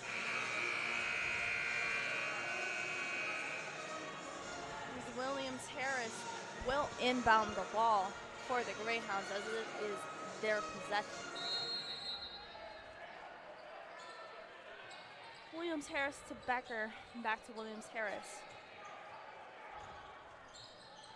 Finds Becker, she was double teamed right there. Becker to Ortiz. And right here you can see Mullins' stat line. There's a bit of a correction on that school record. She needs to be 5 for 5 from behind the arc for that school record. So 2 more made threes and she'll have it. Well, we'll see if she can do that here in the fourth quarter. Still plenty of time left.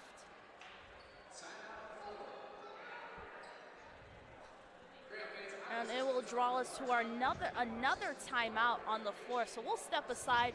You're watching Greyhound basketball here on UINDY TV and the GLVC Sports Network.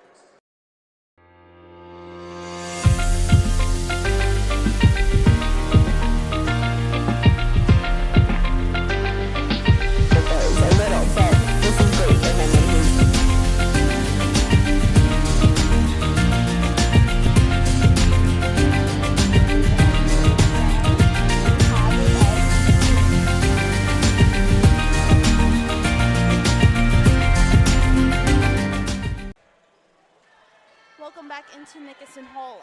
8:20 left in the fourth quarter. UIND leads 65, Rockhurst 53. Williams Harris with the inbound pass finds Liv Becker on the left corner. Dishes out to Ortiz with the spin around move, and it is good.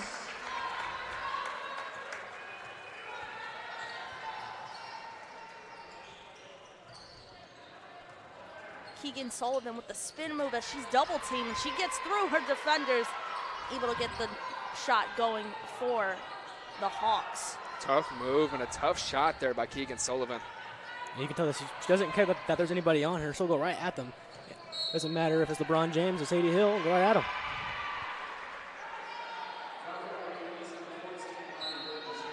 And it will be an offensive foul on Williams Harris, so it will be Rockhurst ball.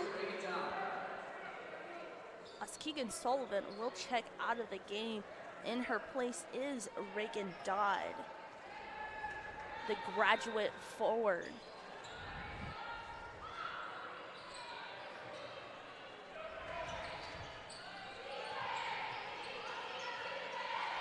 Farn's been really loving that three-point spot, and she was able to knock that down for Rockhurst. And I was just about to mention that. How about Mick Farn and her jump shot today? She's been a bright spot on this Hawks offense. Lauren with the spin around layup, and she was good. The lovely assist from Ortiz. I mentioned earlier, McFarland's best game of her career came against UIND last year. Yet again, against the Hounds. She's here again.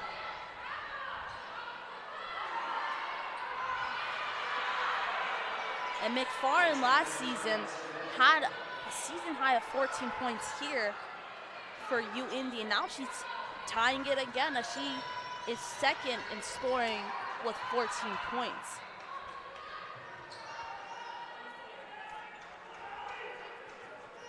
UIND has a 9-point lead with 6:36 left to play in this fourth quarter. Mullins finding her way through traffic to whiff, no good.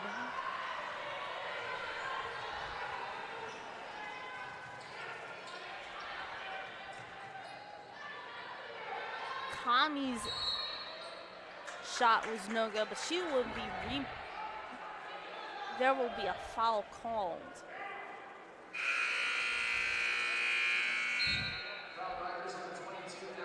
Sadie Hill came back in, and right as Rockhurst's coach noticed that Hill's coming back in, he immediately got Sullivan off the bench and into the game as well. A little bit of chess going on here. Sullivan now checks back into the game. Also, the senior forward, Macy Conway, checks back into the game for the Hawks. We're seeing the freshman Mariah put in for the Hawks as well.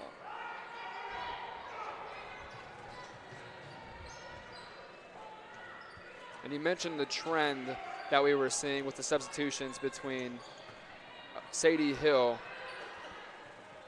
and Keegan Sullivan.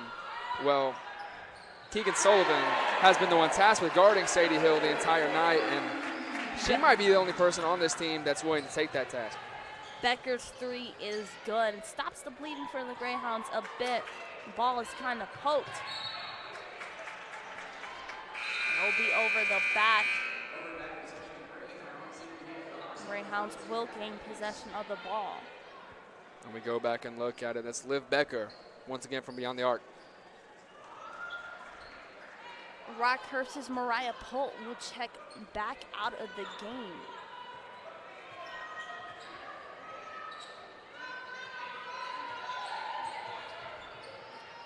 Jody Mullins to Sadie Hill to Ortiz. Ortiz's turnaround floater was good. And we give Hill a lot of credit, we give With a lot of credit down low, but how about Idalise Ortiz? She has a really great skill set down there as well. McFarland's three, no good. Foul was drawn here as Rockhurst's bench is up on their feet. It'll be Liv Becker's second. And each time Rockhurst starts to make a bit of a comeback, UINDY has a quick response for it. Conway will inbound the ball.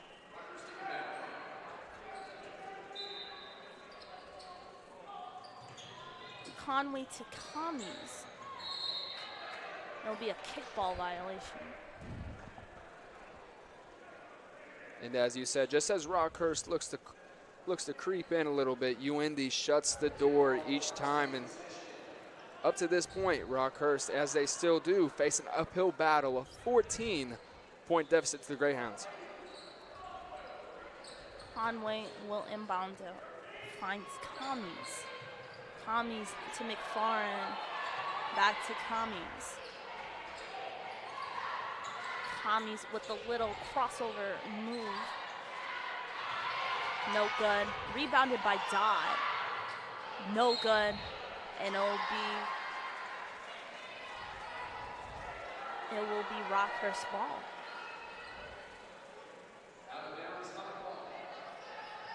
Conway again once will inbound the pass. Finds Commies, the bounce pass to Sullivan. Sullivan's layup is good. Ortiz has her hands in the air and just disbelief.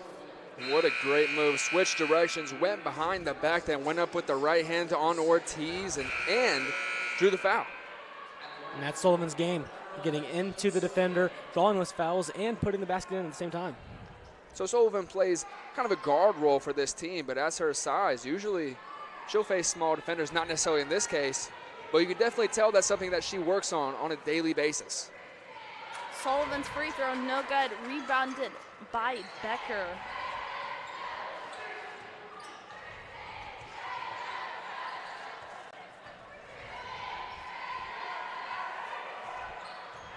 Mullins looking at Coach Mitchell, telling her to slow down the play once again. That's been a reoccurring trend here in the fourth quarters with this Greyhound team. Mullins tries to fight her way through traffic, no good. And Mullins missed her first shot right there. A little bit scrappy down there with Sadie Hill and Kent as they were fighting for it, the jump ball. Ortiz telling Hill just to calm down just a little bit, it's okay. And while that might get rid of the possibility of an immaculate game for Jody Mullins. There's no doubt that her performance at this point has been amazing. So fun to watch. It's been her breakout game here with the Greyhounds, her first true, really good game with the Greyhounds after transferring over from Kennesaw State. McFarland to Sullivan.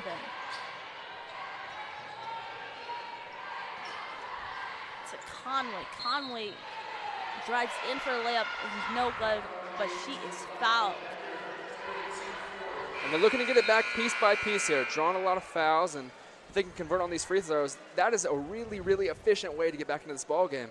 Because while you're at the line, there's no time coming off the clock. And this is a very similar thing as what happened Thursday against William Jewell for UIndy. UIndy was up late in the game, but they kept fouling William Jewell and giving those easy shots. Macy Conway making another appearance at the free throw line. Her shot is no good. And guys, in these situations, when you're getting fouled a lot and going to free throw line, you can't afford to miss these valuable, important shots. Exactly. You're putting yourself into a prime position to get back in this ball game, and they just haven't capitalized on it. And tonight, Conway, she's missed 3 shots from the line, and she's a 90% shooter usually. She was able to knock down her second free throw. Puts Rockhurst at 63. 4:05 left in the fourth quarter. Becker will inbound the ball to Mullins. She is double teamed. McFarland with the tip, and she finds Kent with the layup, and it is good. And that will draw us to another timeout. And on that moment, we will step aside and go down on the sidelines with Hannah Hurley. Hannah, what's going on? Thanks, guys. The Hawks have started making their move, gaining about 15 points just this quarter. The Greyhounds still have a strong lead over the Hawks. We've seen comebacks happen, but the Greyhounds have held it together really well. Their huddles have been positive, but I think that if the Hawks are wanting to take the win, they need to make their move. It's now or never. I'm Hannah, sending it back up to you guys. You got Tennessee, Georgia. Georgia, easily, man. Come on. Tennessee's 8.5-point dogs. Easiest spread of all time. How? Because they're good, and Georgia's played nobody. At least Georgia has a defense. Oh, come on. You're an IU fan. Your opinion doesn't matter. My opinion doesn't matter. The only thing you know as a Purdue fan is how to lose to a 15 seed in the March Madness tournament. We're bowl eligible, my guy. Are you? Make sure to tune in to Last Call Monday nights. We'll talk about Division I football, give you plenty of UIndy sports, some interviews in there as well, and then plenty of pro sports, whether it be NFL, MLB, the whole shebang. Yeah, and there's at least one guy that knows what he's talking about.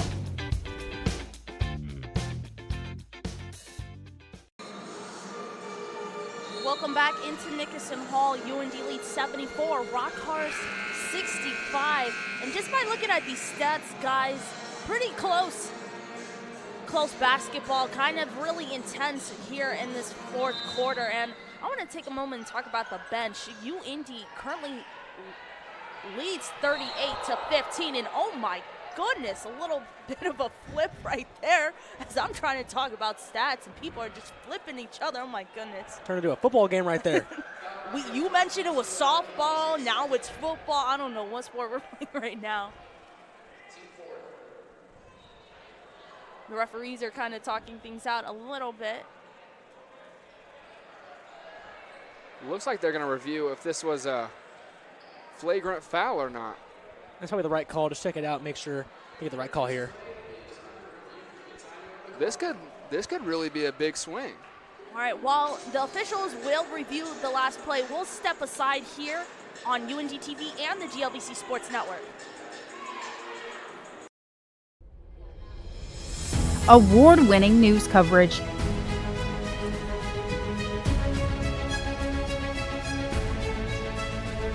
Brought to you by ethical journalists that care about you.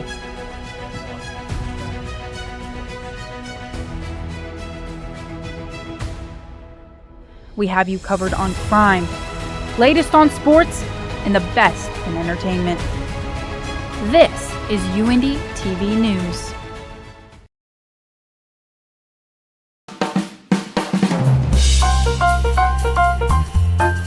Hey, it's Giselle here on 88.7 WICR. 88.7 The Diamond, the only jazz and classical station in Indianapolis, completely led by the students of the University of Indianapolis. Listen to us on iHeartRadio, TuneIn app, FM radio, HD radios, or even on our website at wicronline.org, a different kind of public radio.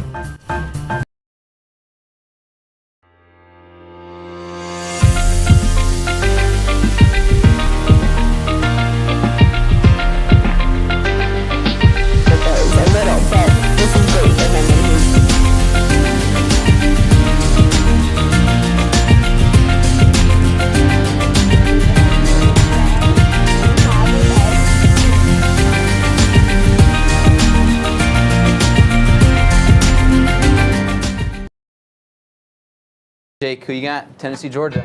Georgia, easily, man. Come on. Tennessee's 8.5-point dogs. Easiest spread of all time. How?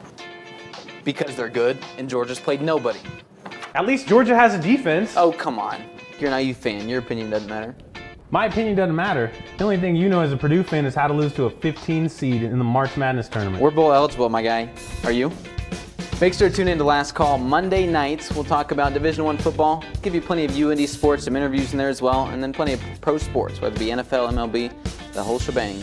Yeah, and there's at least one guy that knows what he's talking about.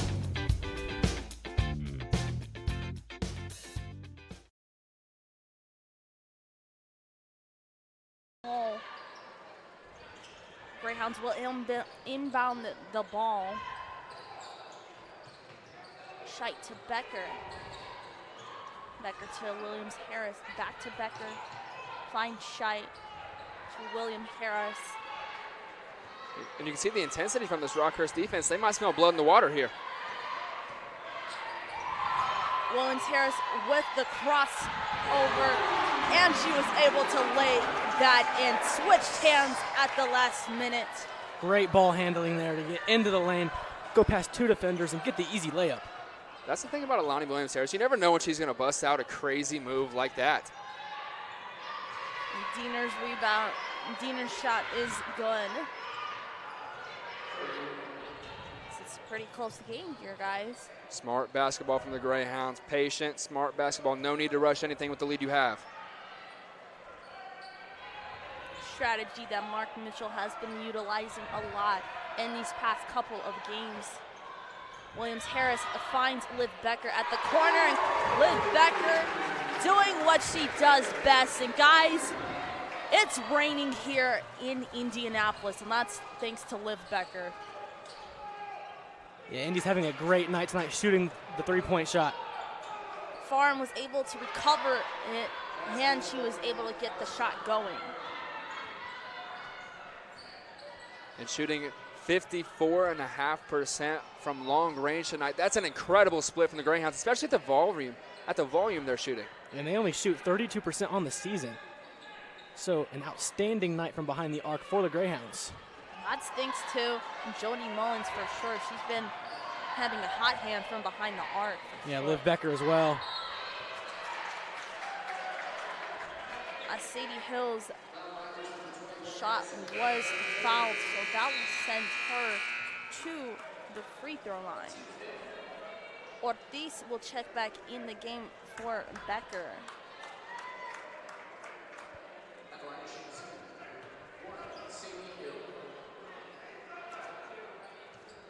Now Sadie Hill, if you're the Greyhounds, this is who you want at the line, right? This is a reliable free throw shooter. And she proves it here. She knocks down her first. This has been a complete team effort tonight. Everyone has done their job fantastic. You can definitely say that again, as she was able to knock down her second, bringing UINDY to an 81.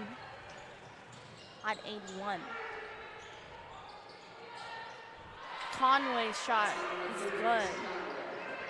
Rockhurst doesn't want to go away, but time is slowly running out for him. Could be a too little, too late kind of scenario, but there's no shortage of heart from these Hawks.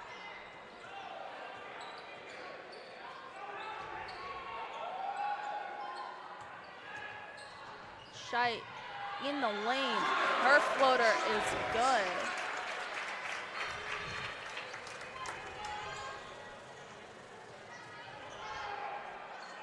Tommies over to defenders, no good.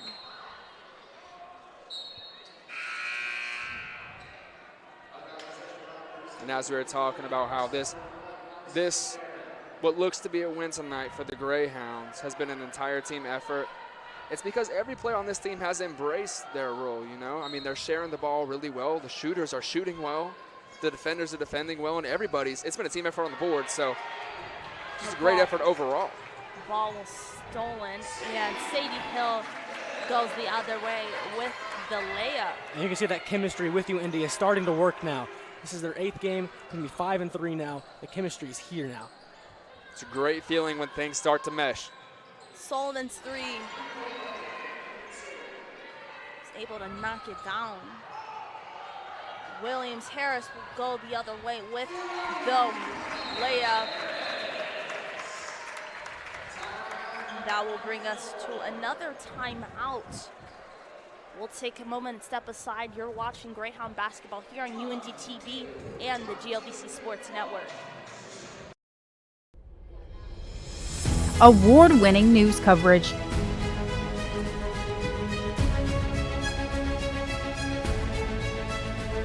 Brought to you by ethical journalists that care about you.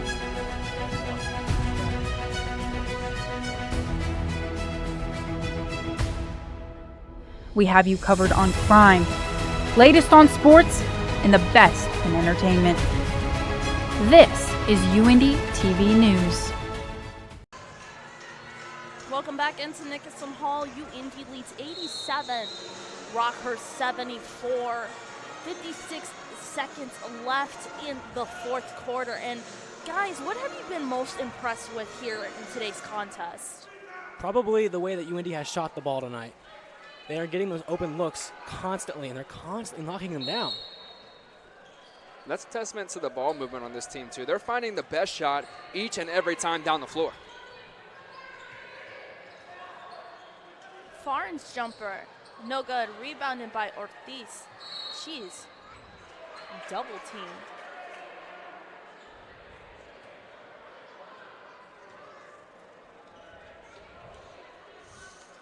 That will bring her to the charity stripe.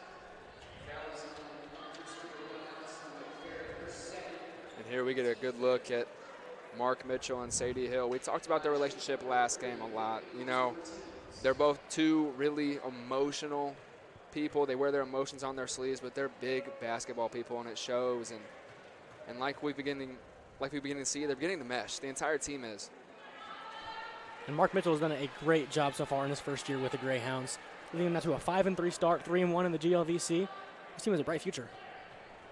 And you can never forget, this guy is a national champion at the D3 level. Ortiz was able to knock down a free throw. 41 seconds left in this game. Diener to Sullivan. Sullivan puts up the three. Sullivan, she's been having a hot hand here tonight, proving that she is the leader for this Rockhurst team. Zero quit. Zero quit from Sullivan and this entire Rockhurst team. It's Scheit with the nice bounce pass to Ortiz on the low end.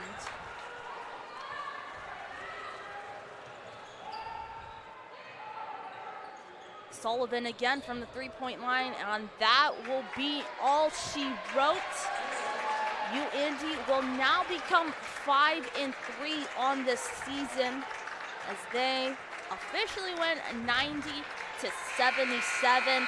And the last time these teams both met, Rockhurst was able to get the win, but it's been a revenge match for the Greyhounds, as it's just been all around good basketball from the team.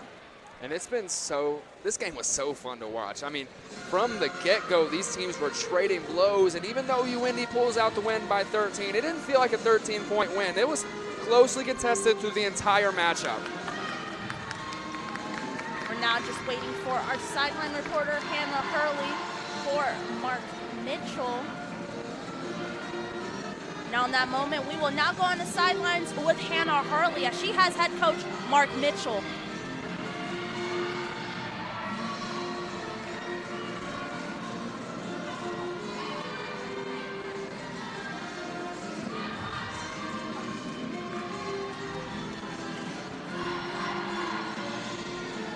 I'm Hannah Hurley, and I'm here with Greyhound head coach Mark Mitchell. Coach, congrats on the win here today. What do you think the biggest positive is to take away from this game? Thank you for the. I think the biggest positive is that we stayed together, we worked together, and we worked hard for 40 minutes together as one. Absolutely. So, how impressed were you with Jody Mullins' career's highs today, and how much bigger will her role be moving forward? Well, we go game to game. You know, wherever team we're playing, that's what we scout for. We thought we had a favorable matchup with Jody today, so that's why we went with her, and I'm really glad that she came through for us today. Absolutely. And what are some things that you want to clean up before your game against Davenport? Oh, my God. We got to stop turning the ball over. We have to stop turning the ball over. If we can do that, I think we do a great job. We can just do that and rebound a little better and shoot better from the free throw line. I think we'll be fine. Absolutely. Congrats again on the exciting game win today. Head coach Mark Mitchell for the UIndy women's team. I'm Hannah Hurley reporting for UIndy TV and the GLV Sports Network. Sending it back up to you guys. All right, thank you so much, Hannah, for her insight. And guys, what an amazing game from the Greyhounds. They will travel to next Wednesday to play Davenport. And the player of the game right here, as we see on this graphic, Jody Mullins. What a game from her. Only one missed shot. Unfortunately, it's unfortunate that she missed that almost an immaculate game. And there's nobody more deserving, right? I mean, we're just looking at the points right here, but on the defensive side, on the rebounding, she was distributing well. I mean, what can you not say about Jody Mullins? All right, and thank you guys so much for tuning in. For Nathaniel Finch, for Adreem Scott, Sam Gailey, Jace Hodge, and Kaden Colfer, I'm Giselle Valentine saying we will see you next time here on UIndy TV and the GLBC Sports Network.